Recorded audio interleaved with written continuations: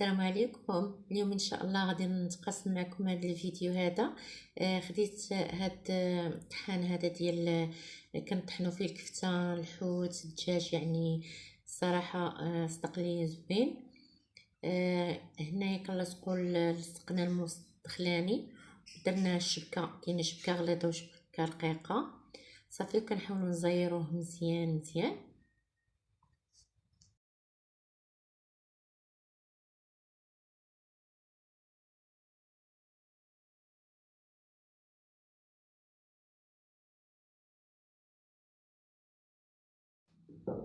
ولا كنا بغينا النقانق كنركبوا هذا اولا يعني سوسيت كيف كان ما كنقولوا ليه حنايا.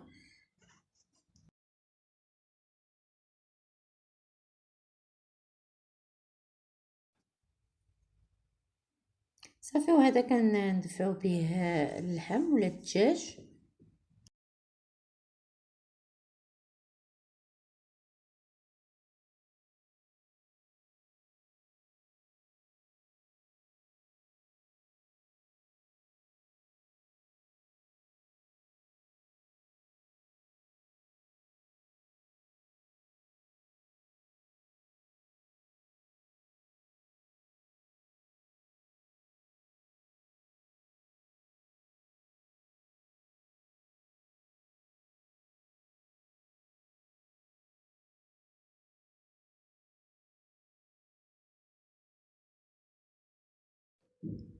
هنا كاين هاد الزر هذا كنشعلو منه، وفي نفس الوقت كنوركو عليه بالعكس كي يطلع لينا اللحم الا كانت تزيرت لينا ما بغاش تخدم. وعندنا هنا في هاد الجنب هذا قفل، يعني محلول اولا مسدود، كيفاش كتسديه وكيفاش كتحليه. هنا مونطيناها قاديناها، جربناها خدامه مزيان.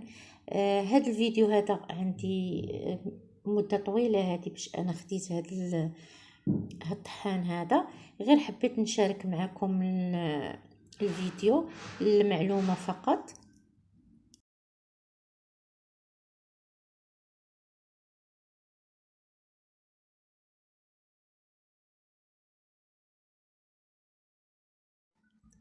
المهم هنا في الكرتونه راه كيعطيوك جميع المعلومات اللي كتكوني محتاجه والاكسسوارات اللي تيكونوا، وكيكون كتاب كتبعي التعليمات ديالهم كتخدمي بها.